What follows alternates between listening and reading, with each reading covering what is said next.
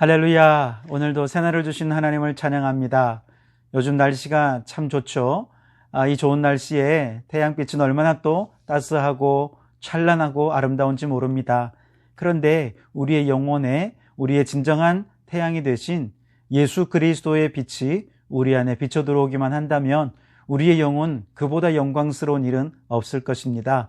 오늘도 그 영광의 빛이 우리의 내면을 비추어 들어오기를 소원하면서 우리 찬송가 428장 찬송하며 이 하루의 문을 활짝 열어가기를 원합니다.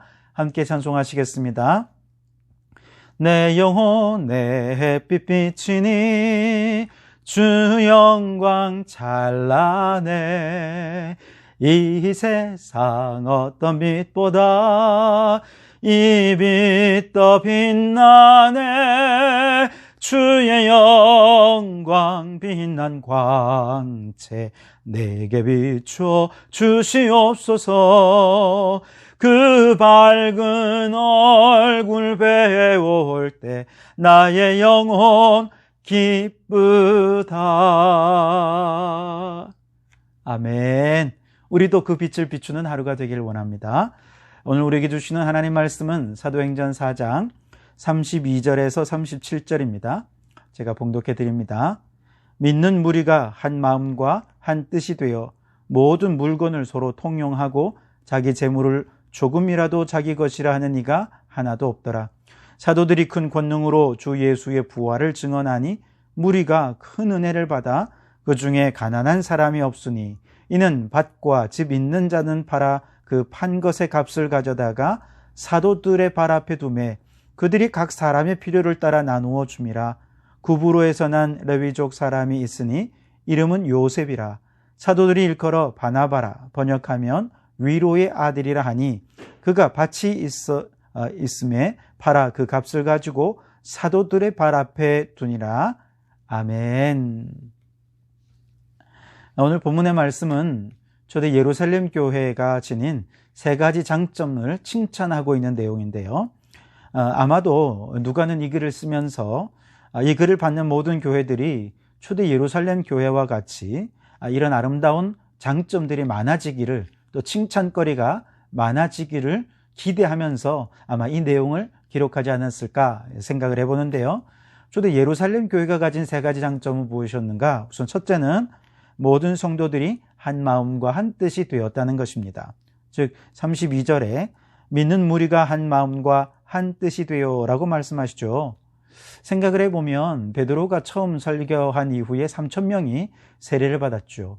그리고 이후에 두 번째 설교를 듣고 난 이후에 또 나면서부터 안진뱅이가 일어난 그 사건 이후부터는 5,000명이 또 주님께 돌아와서 정말 많은 사람들이 예수님을 믿게 되었습니다.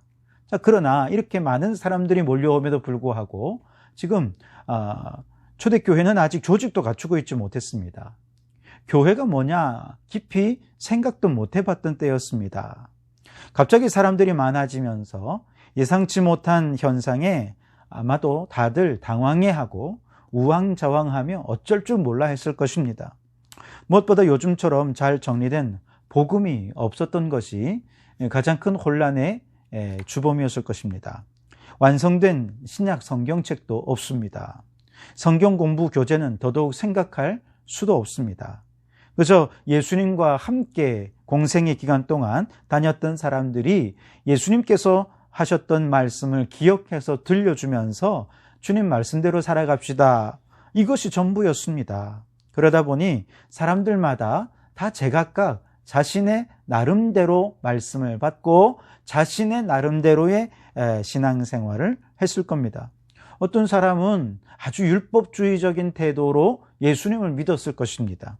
어떤 사람은 율법주의자들인 유대인들이 예수님을 십자가에 못 박았다 하면서 유대교적인 것은 아주 깡그리 무시하는 그런 신앙생활도 있었을 것입니다. 어디까지가 유대교고 어디까지가 기독교인지 구분조차도 아직 되지 않은 그런 때였으니까요. 그러니 각각 자신이 이해한 대로 각각 자신의 믿음대로 그렇게 신앙생활했던 거죠. 그런데 이 정도 되면 엄청 혼란스러웠을 것 같지 않습니까? 막 2단도 많이 나오고 3단도 많이 나오고 막 그랬을 것 같은데 그런데 놀라운 사실은 그들이 한 마음 한 뜻이 되었다는 것이죠. 즉 서로 다른 모습으로 예수를 믿긴 하지만 서로의 신앙에 대해 정죄하거나 비난하면서 서로 마음을 상하는 일이 없었다는 것입니다. 초대 예루살렘 교회 성도들은 모두 일치하게 긍정해야 될 일들에 대해서는 신기하게 아멘 하고 함께 긍정했습니다. 또 이건 아니다, 거부해야 될 문제에 대해서는 정말 신기하게 일치되게 서로 거부하는 그런 모습도 보였습니다.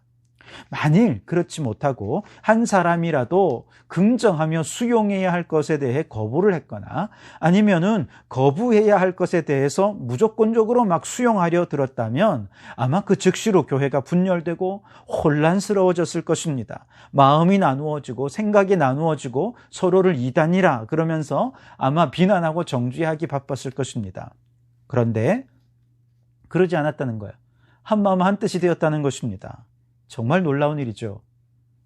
그들이 인격적으로 온유하고 양보도 잘하고 기본적으로 착한 성품을 지녔기 때문에 그랬을까요? 아닙니다. 성령께서 그들을 하나로 묶어 주셨기 때문에 가능한 일이었습니다. 여기서 한 뜻이라고 한 이 말에 나나주를 보시면 영혼이라 기록이 되어 있죠. 무슨 말이냐? 한 뜻이란 한 영혼이란 의미이기도 하다는 거예요. 즉 모든 초대교회 성도들의 그 영혼에 지금 누가 주인이 되어 있다는 것입니까? 한 성령이 주인이 되어 있다는 것입니다. 한 분 성령님께서 모든 성도들의 마음을 일치되게 만들어 주셨다는 것이죠. 여러분, 초대 예루살렘 교회는 모든 성도들이 그 영혼의 주인을 성령으로 모셨습니다. 그러니 그들의 마음이 한 마음 한 뜻이 되었습니다. 우리도 성령께서 우리의 삶의 주인 되신다면 그 한 성령께서 우리 모두를 하나로 묶어주셔서 한 마음 한 뜻으로 하나님 나라를 이루는 일에 칭찬받는 그런 교회가 되어질 줄 믿습니다. 두 번째로 칭찬받을 초대 예루살렘 교회의 모습은 재물을 공동으로 소유했다는 것입니다. 32절 중반절에 모든 물건을 서로 통용하고 자기 재물을 조금이라도 자기 것이라 하는 이가 하나도 없더라. 여기서 중요한 건 순서인데요. 성도들이 먼저 예수님을 사랑하면서 서로가 마음이 하나 되고 뜻이 하나 되는 아름다운 사랑의 공동체를 이루었다는 것입니다. 그리고 그 후에 그 사랑이 흘러넘쳐서 이웃에게 그 사랑을 적용하며 재물을 나누고 구제하는 그런 모습들이 있었다는 거예요. 만약에 그들이 하나가 되기 전에 피차 서로 사랑으로 성령 안에 하나가 되기 전에 먼저 재물을 나누고 구제하고 자선하는 일을 했다라고 한다면 그것이 아무리 좋은 일이라 하더라도 이 마음 깊은 곳에서 한 영혼으로 우러나오는 것이 아니기 때문에 그 좋은 일이 하나님 앞에서 아무런 가치가 없는 일이 될 수도 있었을 것입니다. 그런데 초대 예루살렘 교회 성도들은 먼저 이미 예수 그리스도의 사랑으로 성령 안에 아름다운 사랑의 공동체를 이루었습니다. 그리고 그 사랑이 흘러넘쳐서 재물을 공동으로 소유하고 필요에 따라서 나누어 주며 구제와 봉사에 힘쓰는 아주 멋진 모습을 보였던 것이죠. 근데 여러분, 오해해서는 안 될 것이 모든 성도들이 다 자신 가진 소유를 다 교회에다가 헌금을 했느냐? 그렇지는 않습니다. 또 가진 소유의 전부를 또 내놓았느냐? 그것도 아닙니다. 아마 만일 그랬다면 굳이 바나바의 이름을 특정해서 그가 모든 소유를 팔아서 교회에 헌금했다 하는 이야기를 따로 할 필요가 없었을 것입니다. 그 당시만 해도 바나바가 이렇게 재산을 팔아서 모든 재산을 팔아 헌금하는 것은 아주 특별한 일이었고 대단한 헌신이었기에 그의 이름을 따로 이렇게 기록하고 있었던 것이죠. 그렇다면 자기 재물을 조금이라도 자기 것이라 하는 이가 없었다는 말은 무슨 뜻이냐 하면, 이거는 만일 누군가에게 재물이 필요한 사람이 있다면 성도들은 언제든지 또 얼마든지 자신의 소유를 즐겁게 기쁘게 내어놓아 일부를 떼어서 헌금해서 필요를 따라 나눌 수 있게 했다는 것이죠. 그래서 자신이 비록 재산을 소유하고 있긴 하지만 이건 내 것 아니라는 거예요. 하나님이 너희 옆집에 김성도가 오늘 굶고 있다 그러면 아멘 하고 내놓는 것입니다. 이게 이제 정직이적인 재물관 아니겠습니까? 아무리 많은 재물을 소유해도 내 것이 아니라 하나님의 것이라는 겁니다. 그래서 하나님께서 저 앞집에 박 집사네 집 사업이 너무 힘들다는데 한마디만 하시면 감동 주시면 교회에다 헌금해서 교회를 통해 그들을 돕게 된 것이죠. 그러니 교인 가운데 가난한 자가 없고 교회 주변에 가난한 자가 없었던 것입니다. 참으로 감동스러운 모습이 아닙니까?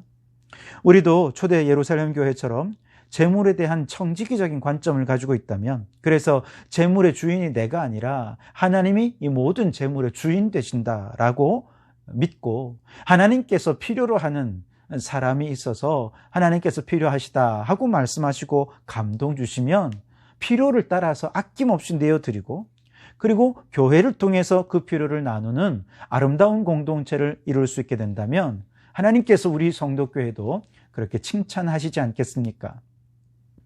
그리고 마지막 세 번째로 칭찬받을 초대 예루살렘 교회의 모습은 예수님의 부활을 선포함에 있어서 아주 솔직하고 활기에 넘쳤다는 사실입니다. 33절 말씀에 보면 사도들이 큰 권능으로 주 예수의 부활을 증언하니 무리가 큰 은혜를 받아, 그렇게 말씀을 하시죠.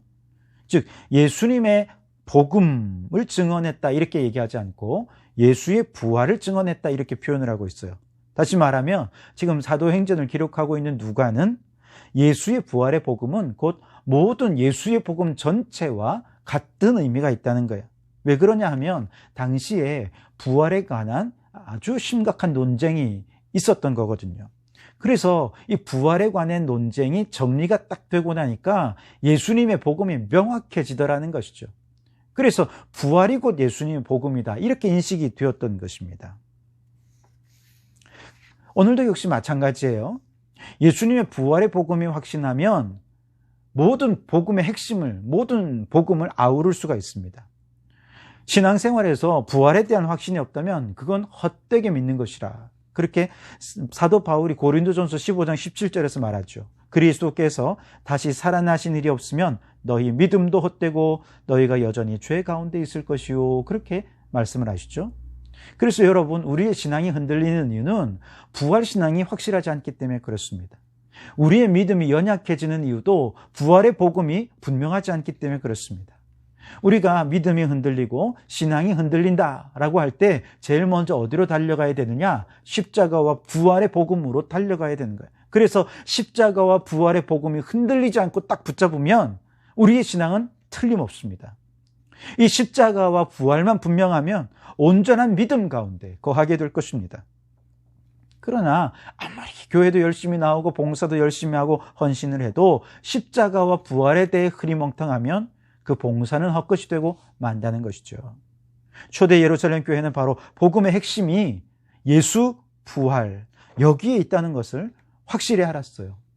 그래서 이 부활의 신앙을 분명하고 확실하게 가지니 큰 권능으로 주 예수의 부활을 증언하며 은혜를 끼치게 되었다, 그렇게 말씀하시는 것이죠. 얼마나 담대하고 활력이 넘치는지 모릅니다. 여러분, 우리도 예수님의 부활의 복음이 흔들림 없는 굳센 믿음이 되기를 원합니다.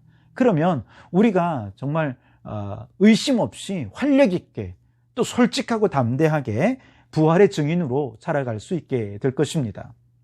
초대 예루살렘 교회는 칭찬받을 만한 세 가지 좋은 장점이 있었죠. 첫째는 마음과 뜻이 하나가 되었습니다. 둘째는 재물을 공동으로 소유하여 청지기적인 자세로 필요를 따라 나누었습니다. 셋째는 부활의 복음을 활기차게 또 확신 있게 증거했습니다.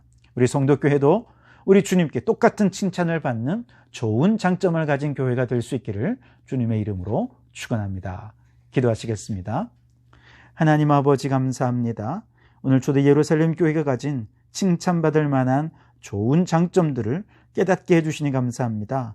우리 성도교회도 칭찬받는 교회 되게 해주시옵소서. 좋은 장점만 가진 교회가 되게 해주시옵소서. 그래서 이 마지막 시대에 주님께 귀하게 쓰임받는 교회가 되게 해주시옵소서. 온 교회가 마음과 뜻과 영혼이 하나가 되게 도와주시고, 우리 성도들의 믿음 속에 서로 청지기적인 믿음을 가지고 재물에 대하여 함께 필요를 따라 나눌 수 있는 저희들이 되게 하여 주시며, 뿐만 아니라 이 부활의 분명한 복음을 확실히 증거할 수 있는 저희들이 될 수 있게 도와주옵소서. 그래서 활력 있는 신앙, 아름다운 공동체로 이 믿음과 즐거운 신앙생활을 할 수 있도록 인도하여 주옵소서. 예수님 이름으로 기도하옵나이다. 아멘.